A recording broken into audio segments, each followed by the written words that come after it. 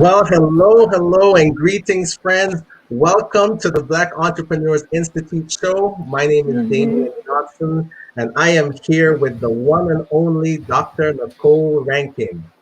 Hello, everyone. Hello. I'm excited to be here. We got a good show tonight. I'm excited. I'm excited as well, Nicole, really, because this show that we've got for you today is going to be outstanding. By the way, just in case you're wondering, our partners, Cedric LaFleur and Angela Hooper Minifield, are off tonight. And just want to remind you that the Black Entrepreneurs Institute show is where we help minority business owners elevate their mindset and their money. And so, listen, I just want to take a quick moment just to acknowledge that Empowered Living's diversity and inclusion program, another seat at the table with corporate trainer Joshua Rich, it officially launched today. And Mhm. let me tell you, it is a home run. What I'm talking about, the program is outstanding. I had a chance to peek at the resources, and Paul and Roddy and Josh really over delivered on this one. And so you truly do have a done for you program. I bought the license as soon as the master class was over. And so now we all have the opportunity to not only learn about the importance of diversity and inclusion, but to be able to help companies and organizations also increase their level of awareness. And you have a portfolio of tools to be able to help them with that. And so it is an outstanding program, let me tell you. I mean, talk about home run, done for you, outstanding, amazing resources. Hey, Nicole, did you get a chance to take a look at it yet? Yes, I've been busy all day, but I was so excited for the launch that I took a peek at it and just looking at all the resources. I mean, I am so ecstatic because I'm that type of person that if everything is laid out, all I need is the blueprint and I can just run with it. And that's exactly what we have. We have the blueprint scripts, marketing, just manuscripts for everything down to the time frame of each module. It's amazing. So I'm excited to ready to get out in the marketplace and to help other people increase their knowledge of diversity and inclusion. So yeah, so friends, listen, I can't wait to put this into action. And so Yeah, if you haven't learned about the program yet, or you missed the master class, there've been several replays already. You can simply go to www.yourdiversitytraining.com, and the link should be posted in the comments pretty soon. So you can go there, check it out. Trust me, you want to make sure you grab that program, and it's just outstanding. So listen, friends, last week we had a great discussion about branding and the importance of finding your brand voice. Now, for tonight's show, let me tell you, we are going to take a deep dive with expert brand strategist Lane Jones. And let me tell you, yeah. if you do not at this moment have a pen and paper, you want to go grab one right now, because I'm telling you, the gold train is coming your way. You want to make sure you go ahead and get something to. If you don't take notes, you're going to want to watch the replay on Sunday at 3. I promise you. So Dr. Nicole and I had the opportunity to interview Lane Jones, and listen, this is going to be one of those shows you're going to want to play again and again. And so tune in, buckle in, because we're about to go for a ride. Now, I don't know about you, Nicole, but after the interview last week, my mind was racing. Tell me, just share a little bit about some of the ahas that you have. What were some of the new awarenesses that you walked away from last week's show with?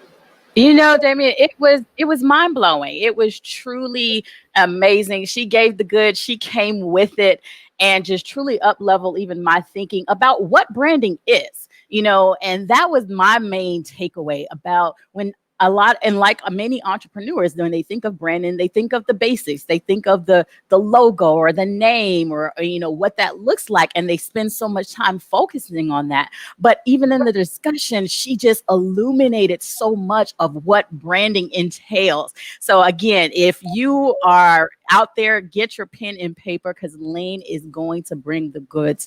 So I'm excited. So let's go ahead and get that video ready. And let me introduce to you, for those that do not know who Lane Jones is.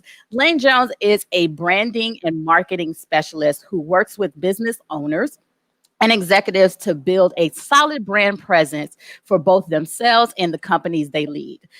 for nearly 15 years, Lane has worked with entrepreneurs and emerging brands such as John Maxwell and the Maxwell Leadership Enterprise, Paul Martin Lilly and the Empowerment Living Mentoring Program, and cause agents and organizations such as Rotary Clubs, local ministries, and she has developed content and market strategies and core message branding for these brands. So Lane's work has been appreciated by millions. If you haven't seen, Lane's work. It's just immaculate and just creative. The creativity that she has is just amazing. So she has been seen all over the world with her media, from print to television to social media platforms.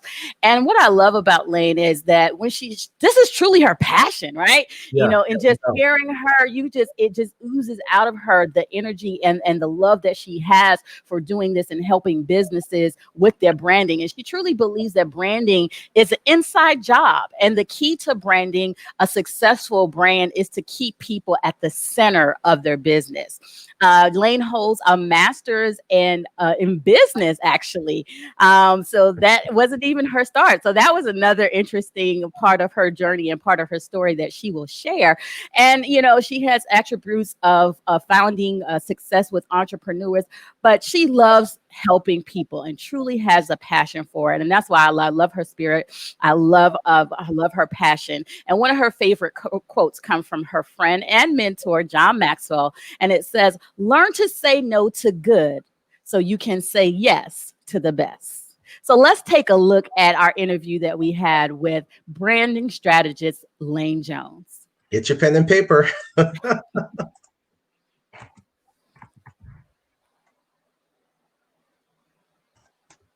Have an amazing guest, Lane Jones, and I'm here with co-founder Damian Johnson. We're going to have a great interview. So how you doing, Lane? I'm wonderful. How are you? Doing wonderful. Hey, Damian, how you doing? Hey, Nicole, doing real good. So excited that we have the one and only Lane Jones with us today. So let's get in it, because Lane, we want to extract all of that knowledge that you have so that we can share with our audience. So Nicole, why don't you go ahead and get us kicked off? Yeah, absolutely. So I'm just going to dive right in there. So many people know you from working with the John Maxwell team and Empowerment Living. So just kind of share a little bit about yourself and your background and how you evolved to where you are today. Yeah. Well, believe it or not, most people know me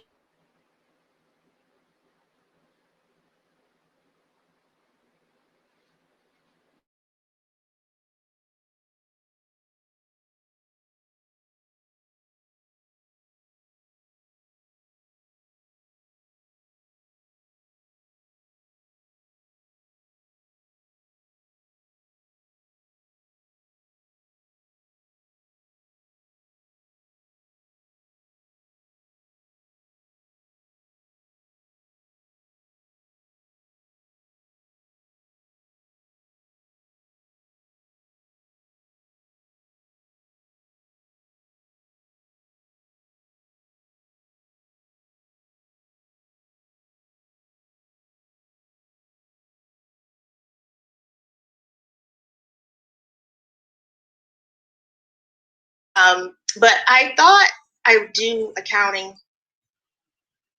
It did not go that way at all. By the time I finished school and then I went to grad school, I thought I wanted to study law and do corporate securities because, again, I'm good with numbers. I'm good with, I understood balance sheets at that time. So what happened was I decided after my second year of law school, this is not for me. It was challenging me way more than I anticipated. And on the DISC profile, the personality assessments profile, I'm a high D. I want things like this. So that law thing was not happening fast enough for me. So I just went ahead and got my master's degree and I started working in different companies. And before I knew it, not only was I working in the different companies, but I found myself working with the top people in that company. So when I worked in the bank, I worked in the CEO's office. And I left the bank and I went to a law firm, actually, but I worked with the two main lawyers of the firm. Then I left them and went to Sylvan Learning Center. And she put me in a role where I ran her whole facility. So I was doing her marketing, I was doing her advertising, And then I went from her to a church. And when I worked with this church, it was interesting. The pastor hired me to be his executive assistant. He said, well, you got this master's in business. I wonder if you can help us run the business side of things. So he put me in charge of, if you will, all the money-making activities of the church that didn't have to do with tithes and offerings. So I did the bookstore ministry. I did television ministry, where we had to actually sell his programs inside of our weekly broadcast. And it was there that I got partnered with amazing graphic designers. And so what happened was I would outsource for the ministry all of our graphic design work. But then we would always have to have somebody in-house to maintain it, because they were basically saying, look, we can design this, but we're not going to be available every week to do your bulletins. We're not going to be available every week to do all of your TV graphics. So you got to have somebody to do that. And I'm looking around at our church and I'm like, well, who's going to do that? So I realized I created the problem. I also had to end up solving the problem because that person in-house became me. So I had to learn graphic design on the fly. It was an on-the-job training for me. So they would teach me how to maintain the graphics that they were creating. I had to learn the whole Adobe suite almost within a 3 to 6 month period, just working with them, just to keep our day-to-day going, because we didn't want to go backwards, right? We had these professional designs, but then we realized if somebody in the ministry didn't maintain it, we were going to have to go back to what we were doing, which was basically clip art from Microsoft Word. So we got this to a level where we were excited about it, but then we had this issue of trying to maintain it. So I took it on. I did. I took it on. I realized it was something that I could do. And as I worked more and more with them, they helped me get better at it. And so I learned graphic design. I learned branding, working with excellent graphic designers and other people who were doing branding. And it wasn't a degree that I got from a traditional school. It was a degree that I got from the streets, if you will, and having to do it myself. And so I learned, I got better. Every day I learned a new skill. Every day I'd watch a new tutorial. Every day I'd learn a new way to use the brushes inside of Photoshop. And every day I'd pick up something else. And so I do what I get to do today, really because I gave myself a chance. I gave myself a chance to learn something new. And like I said, to Carrie, we started this thing in our ministry. We wanted it to go to that next level. I took on that charge, not because they said I had to, but because I realized I wanted to. And so solving a problem is how I became good at what I'm doing now. And I actually see graphic design and branding as that. It solves the problem of, how do I want my vision to come to life? How do I want people to see me and recognize me in the marketplace and know what I do? So I help people solve that problem by creating an identity for their brand, a look and feel for their brand. And I also do that with helping them understand that branding is like that first step to even marketing. I think you can't really get the most out of your marketing until you've solidified who you are and communicated your value in the marketplaces, which is what I think branding really is about. Wow, just an amazing story, right? Oh wow, I learned so much about you just now and your career path. That's amazing, and so many people can learn from that. Just taking a chance and doing something different. That is awesome. Yeah. So you talked about just branding and just being understanding the brand identity and all that goes in that. So when most people think about branding, they think about maybe the logo or the name. Mm-hmm. And you have a very unique name, One Jones Lane, right, as your brand. So can you share the branding strategy behind that naming? And while we can't all just name our businesses after our own name, what type of guidance would you offer someone who wants to creatively brand and name their business? Yeah, so I came up with One Jones Lane really because I had been working with a business coach early on in my business. So that ministry that I talked to you about, where I actually learned the graphic design and branding skills, I left them and started my own business.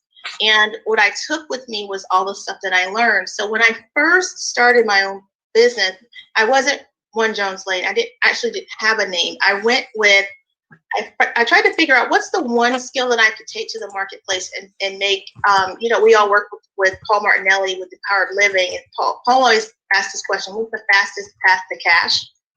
And at the time, I had not known Paul, but at the time, that's exactly what I was looking for. What's my fastest path to cash? Coming off of this, 5.5-year run with this ministry, learning all these things about television, about graphics, about marketing, about script writing. And I actually went with copywriting. So the first name of my business had nothing to do with my name. It was what I offered to the marketplace. And so my first name of my business was Fresh Take on Copy. And the reason I went with Fresh Take is because I thought it was kind of cool. And I thought that's what I brought to the table, a fresh take on it. And then copywriting is not a skill that everybody markets. It's a hard skill to understand. Most of the time when I would tell business people, oh, I do copywriting, they thought I was in a legal profession and actually copywriting or protecting like a business name, that kind of copywriting. But when I'm talking about copywriting, it's copy, WRITING. So I would write marketing copy for companies and help them sell their products. Because that's one of the skills that I learned working with these designers at that church. I had to be the person who wrote the scripts for the television program so we could sell all those messages. I wrote the packaging message on the back of the CDs that we were selling. So I got really great at selling stuff through my writing, which is what I think copywriting is. So I offered that to other business owners when I first started my business. Then over time, it went from writing copy to content marketing.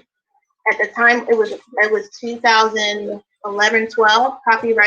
Content marketing had become a thing. And so I switched within the first 2 years to content marketing. So then I became Fresh Take on content because I didn't want to just limit myself to copy. So under the content umbrella, I got really great at social media marketing. I got really great at advertising on Facebook.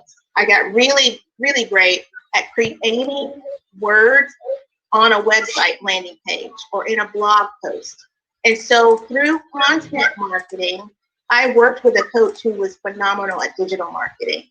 And one of the things he said to me was, I keep seeing every time I see your name come up, for your coaching calls, I keep seeing this street with your name. Well, the name of the street is Jones, but it's Jones Lane.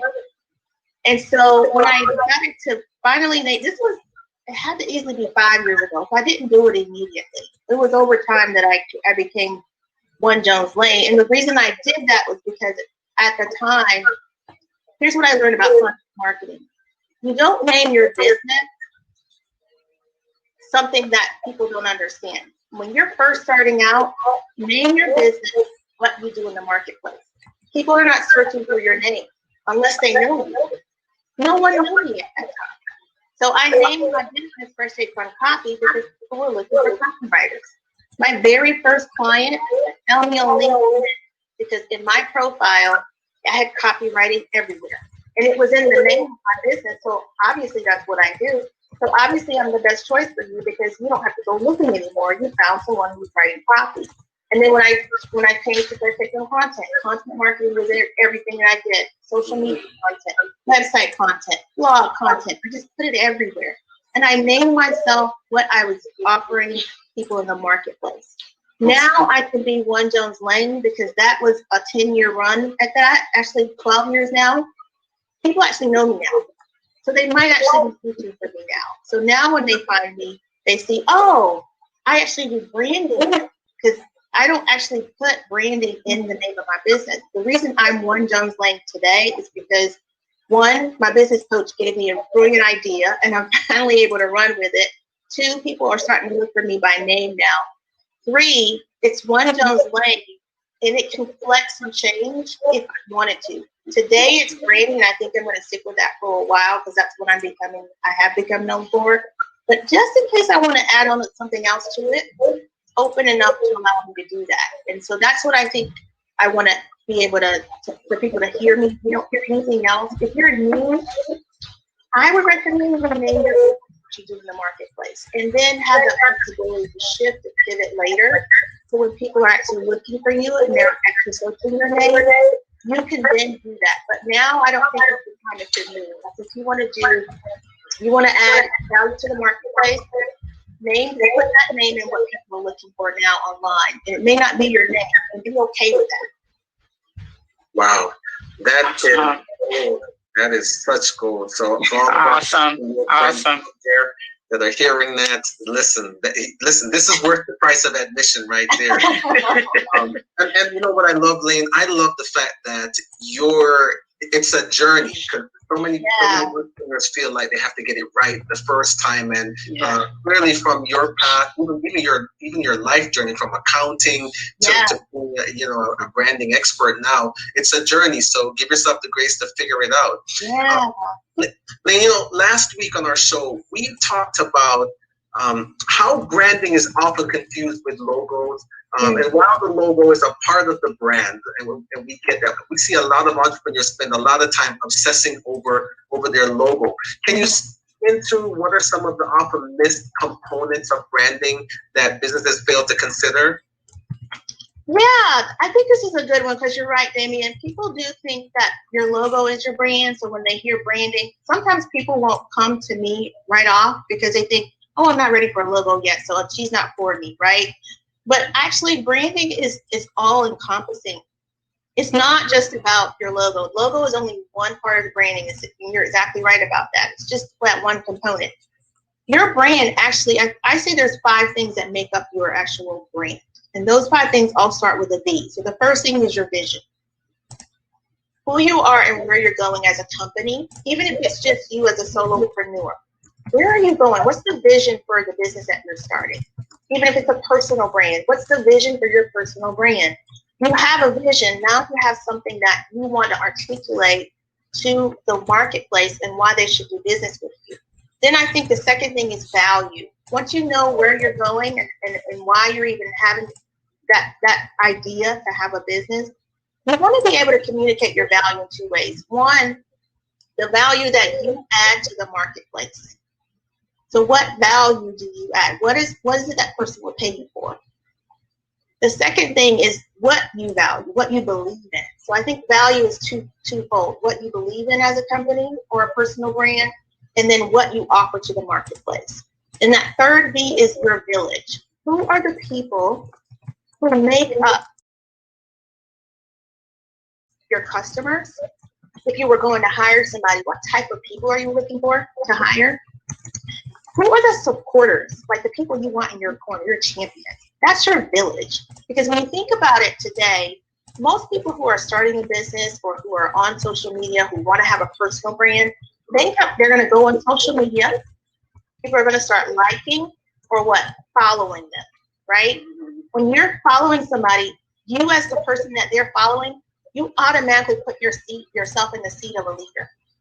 Whether you want to be or not, social media sets you up. If you want a following, it sets you up to be a leader. So to me, your followers are also in your village, because these are the people who are saying, I want to know more about what you're saying. I want to subscribe to you. I want to be connected to you in some way. So the brand that you want to establish, the people who are around you are also a part of your brand. So that's your village. Then the fourth B is your voice. What words do you use to communicate your value that we talked about earlier? What messaging do you have around your company or your personal brand? What's the voice that you want people to hear? What sound, what tones, what words do you choose to describe yourself? That's your voice. What the people hear in the marketplace or see or read about you in the marketplace, that's what makes up your voice. Then the last component is the thing that people have often put first, as you mentioned, Damien. That's the visual identity. That's where your logo comes in. It's not the end. So when I'm working with a client, when they come to me and they say, oh, I want a logo, I back them all the way up and I take them back to that first V. Until we get to establish all of that, I don't know what I'm designing a logo for anyway, right? So I can help you establish your visual identity until you get your voice, your value, your vision, your messaging, in your village. Now I can help you with your visual identity. And that's where your logo, your fonts, your colors that make up the look and feel of your brand. That's where that all comes together. Wow. Wow.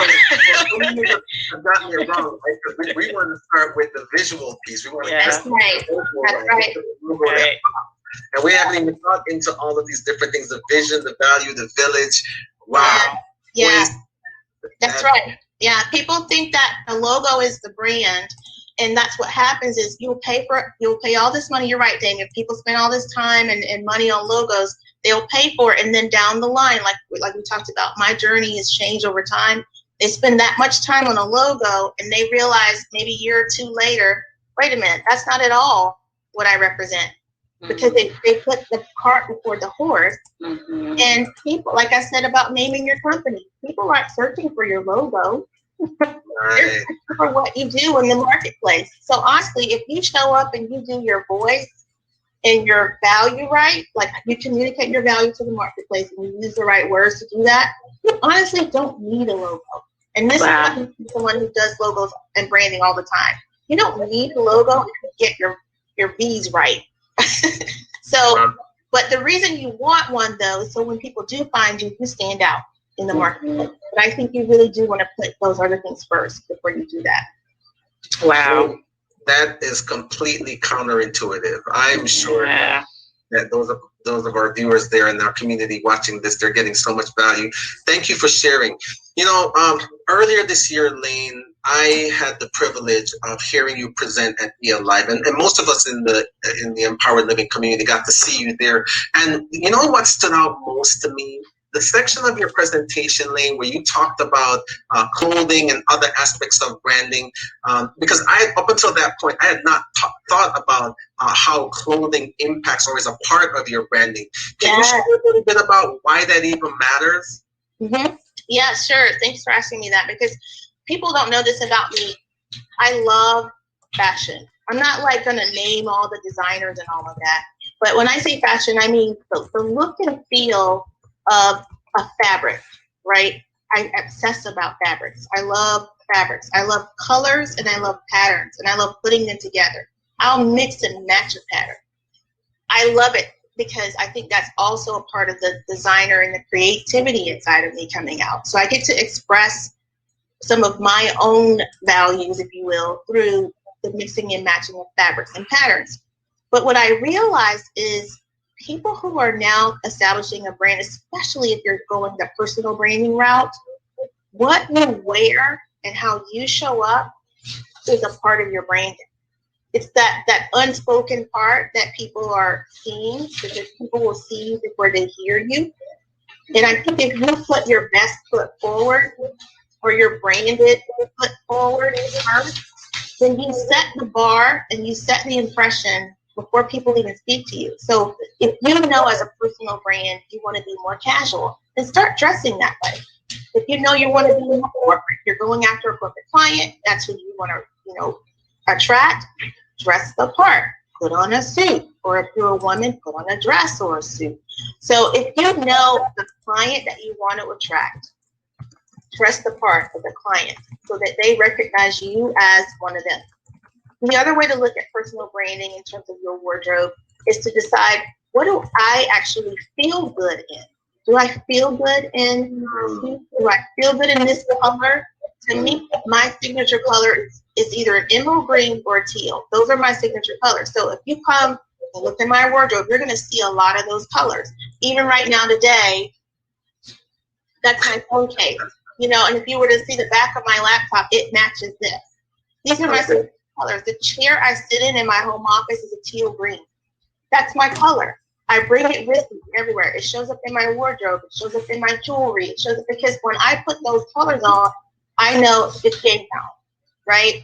So you want to think about that too. How does your what you're wearing make you feel?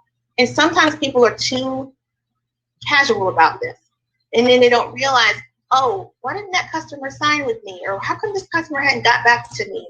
They might have checked you out on social media and they might have seen you don't look the part. You don't represent someone they want to work with. So people, believe it or not, people are judging you, especially now that we're all having to stay home. We're all going online. People are clicking buttons now more than often. So they're going to look you up on social media. If you leave a phone message or a voicemail, they're going to look you up. They're going to just search your name. And what they see, whether you like it or not, if it's not making a good impression, it's going to make an impression on them about whether or not they're going to hire you or follow up with you or call you back. So what you wear is very important because that's the first thing people see a lot of times. And I think if you dress the part, your attitude shows up with that. Wow. Wow. So Lynn, you like everybody look at the wardrobe, and some people are probably mortified, right? So I'm gonna ask this follow-up question, right? Yeah. What would you suggest for someone that this is a new awareness that you just opened up, where they're starting to think about their wardrobe and how that impacts their branding image. So if they look at their closet and they realize it's not really consistent with the image that they want to present in terms of their brand, how can they begin to take some steps forward without having to completely buy a new wardrobe? Yeah, that's a good one, because I don't want people to think that you have to start all over or buy a whole new wardrobe. I'd say start with one piece at a time. Man or woman, start with a shirt, right? So if you're a man, and like I said, dress the part of your client. So I'm not saying it has to be a dress shirt, but it could be a polo, it could be a t-shirt, if that's what your clientele is going to be attracted to. But start with your shirt. If you're a woman, start with a blouse or a button-down, a nice button-down blouse, or even a t-shirt if that's what your clientele is. So start with that one piece, and that one piece, build off of that. And the reason I said start with the shirt is because you can layer on things over time. So it's kind of like what I said. I started out in copywriting, then I layered on content, and now I can do this whole thing with branding and marketing together, because over time it built up to that. You can do that with your wardrobe. You can start with that one base piece and then build upon it. So once you get a nice shirt, the shirt needs to fit you well though. So if you don't layer it, it needs to look good, whether you put a jacket on top of it or not, whether you tuck it in or not, it needs to look good and fit you. So that's the first thing I would advise, is find your top and make sure it fits well. So that might mean you have to go get measured, right? Some of us won't even take that first step of making sure our clothes fit. It might be too big or it might be too small. Go get measured. Get your waist measurement, get your chest measurement, get your shoulder measurement. To me, when I learned about getting measured for clothes, it actually made me feel like I was doing something for myself, adding value to myself, just getting measured. And then, buying the right size clothes and make sure they fit. So you do that, then you get your pants or a skirt if you're a lady that matches your shirt. So there's a couple of things you can look at here. You can go with white. But if you're a darker complexion, believe it or not, white isn't our most flattering color. Ivory is. But if you're a light complexion, white is perfect for you. Because when you look at dressing, there's always some staples you want in your wardrobe. You always need a nice black or a deep color.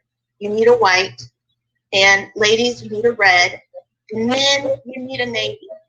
So if you're a dark complexion, like I said, look for ivory or like a nice creamy yellow color. That's your white. If you're a light complexion, you can get away with white as your base color. For your navy or your dark color, women, if your hair is dark, go with black. If your hair is light, go with navy.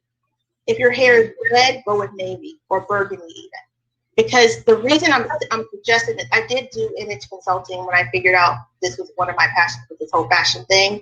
But the reason women with red hair don't want to go with black is it's too stark of a color. If you go with a burgundy or a burnt orange, it matches your hair color. So your outside should match your outside. That's how you pull your wardrobe or yourself together, if you will. So if you have dark hair, wear a dark jacket and then have a light shirt underneath it. So now you've got some contrast. And women, you can pull yours together with jewelry. So if you love color like I do, you just want to make sure that you use a color that doesn't take away from your complexion. So I have this site called color.wise. It's COLOR.WISE, color.wise. Just Google that and you'll find it. It's a website that allows you to upload your picture and it would recommend colors for you, for your work. Wow.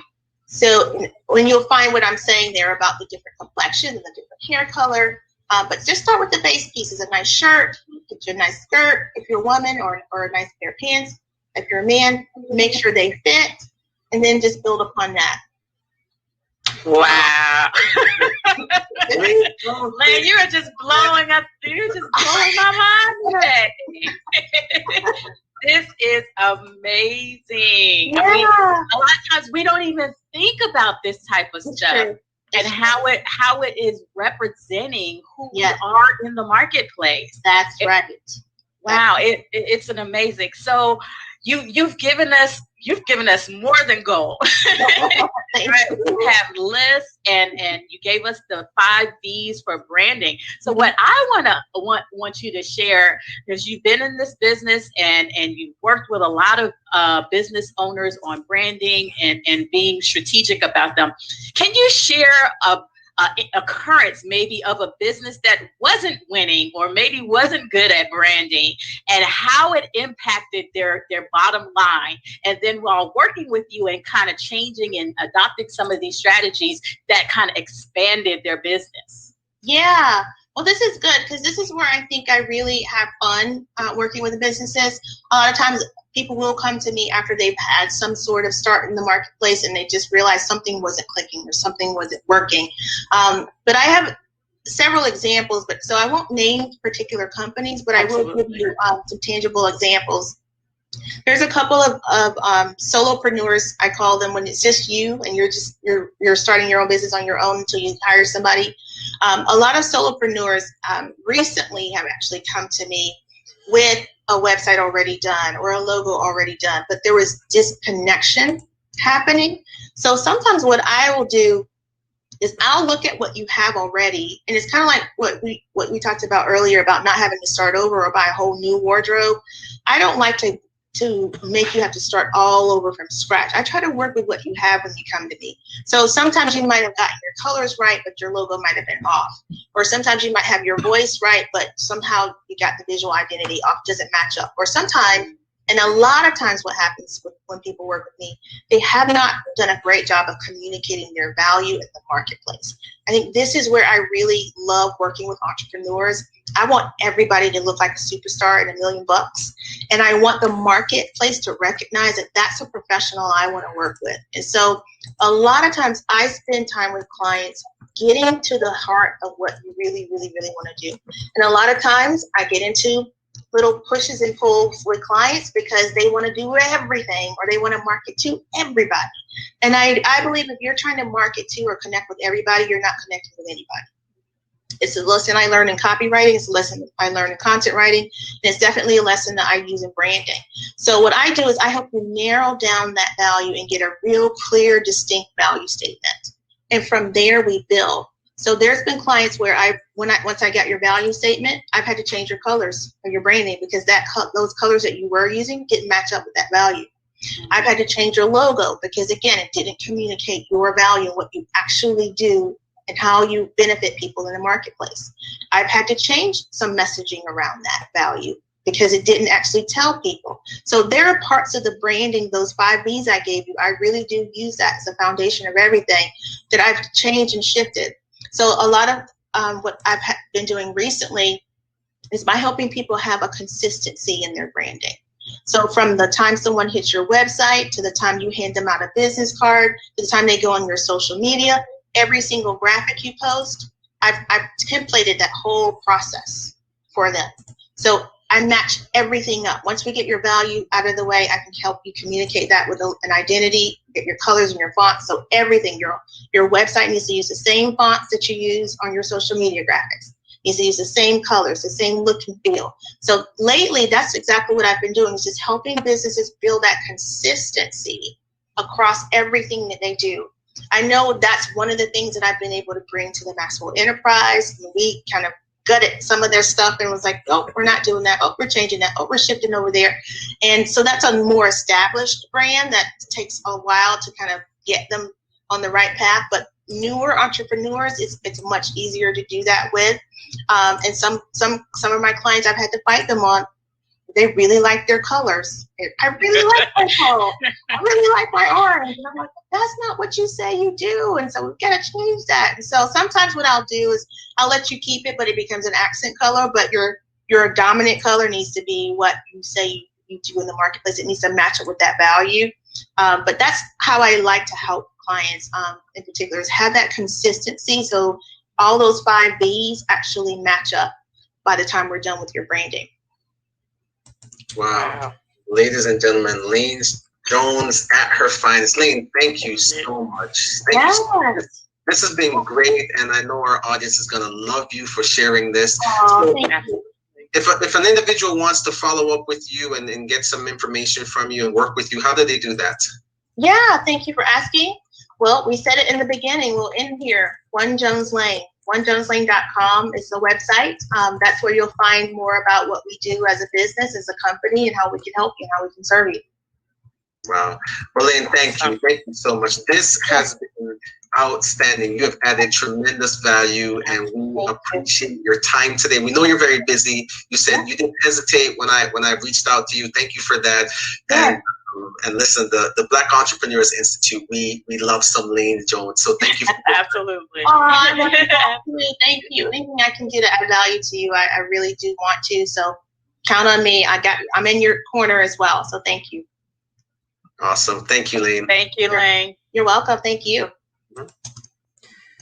Well, friends, there you have it. Didn't I tell you that Lane Jones was going to drop some gold? And I bet there's some of you that did not grab your pen and paper. So, Nicole, for the benefit of our friends that didn't listen to me on the front side and they might have missed some of the points that Lane covered, why don't you just give us a quick recap? Nicole, you're muted.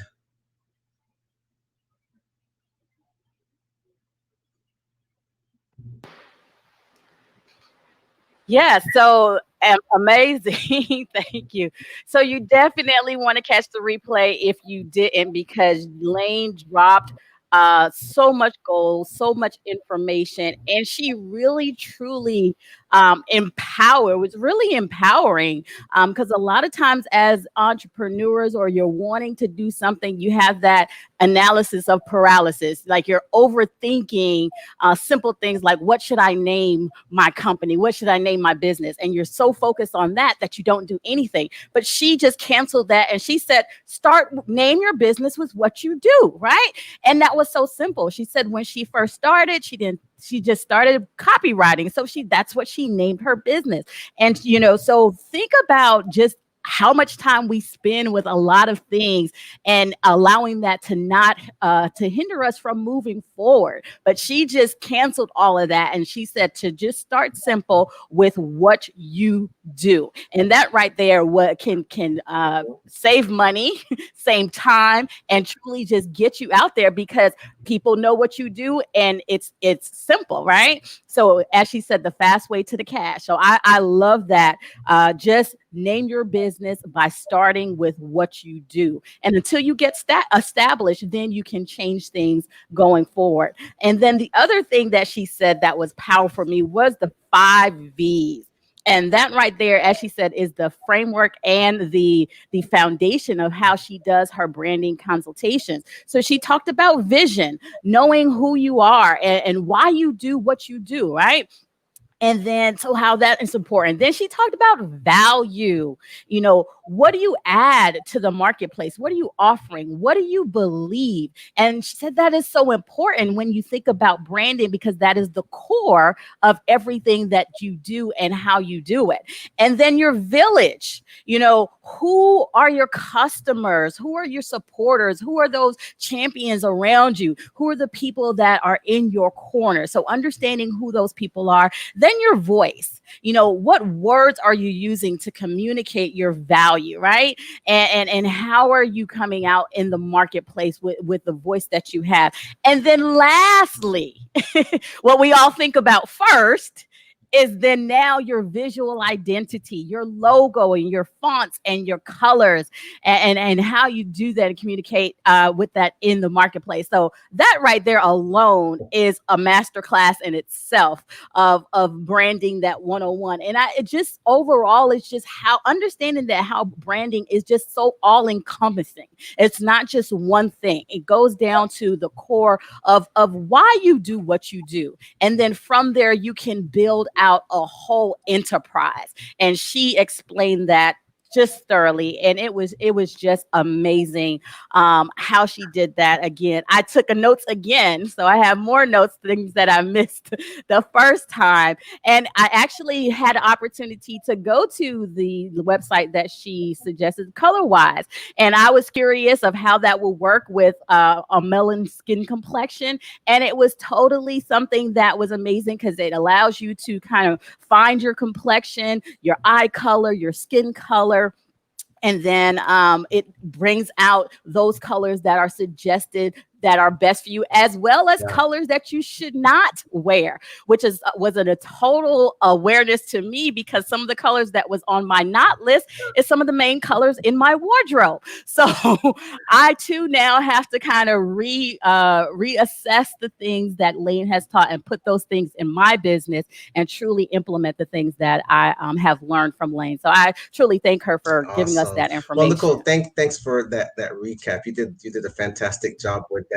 Now, friends, next week we have a very, very, very special show planned for you. So you want to make sure you tune in, tell your friends. And by the way, why don't you start a watch party on this show and share this video, because you know that there are people out there that you know that are entrepreneurs that they don't have this whole branding thing right, just like you're learning now. So let's get this information now. So be sure to start a watch party and share this video because we want to help as many people elevate themselves as much as possible. Now, next week, our very own Dr. Nicole Ranking will be on main stage on the Black Entrepreneurs Institute show. So next week on Tuesday, she's going to share a very, very, very powerful teaching. Now, I know that some of you out there may not know much about Dr. Nick, as we affectionately call her, but let me just share a little bit of the top of the waves. We'll do a proper introduction for her next week,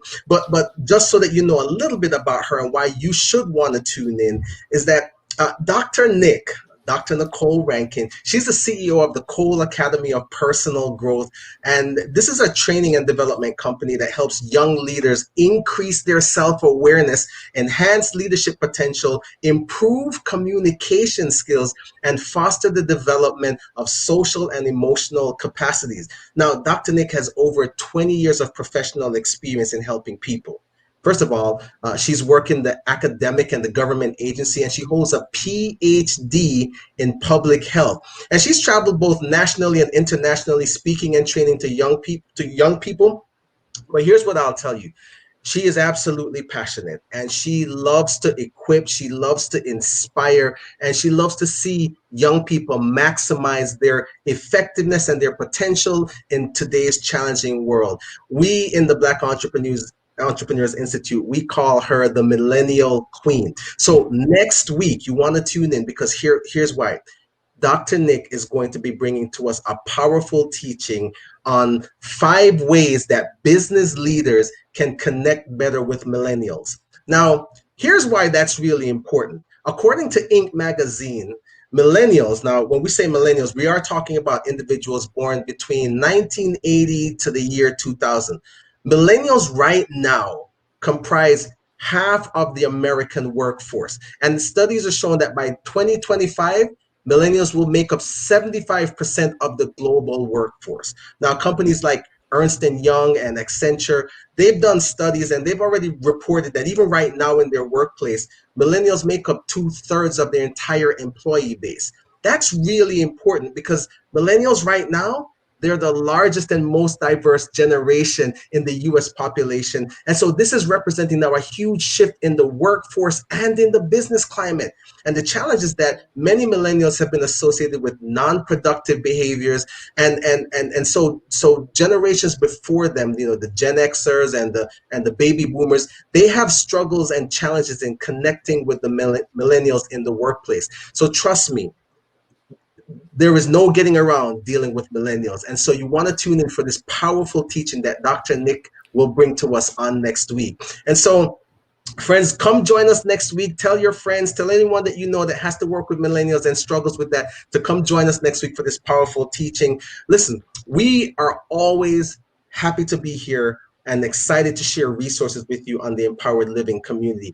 And so remember, we're here Tuesdays at 7:30. The replay can be seen on Sundays at 3 p.m. And we want to thank Paul and Roddy and the entire Empowered Living Network for having us here. And by the way, you want to make sure that you're tuning into all of the programming that the Empowered Living community is bringing.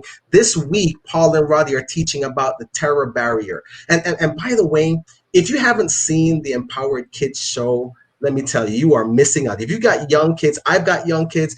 Michonne Henniger and her team from Dash Upwards, they are crushing it. I'm telling you, this thing is better than Sesame Street. So you want to tune in and watch them because it is. Listen, my kids are glued to the screen when it's time for when the Empowered Kids show come on. So don't forget, we've got the Empowered Lighting Candle coming up right at 8:30. So we want you to come and join us as we hold a space for peace, love, and hope in the world. Thanks for joining us today on the Black Entrepreneurs Institute show.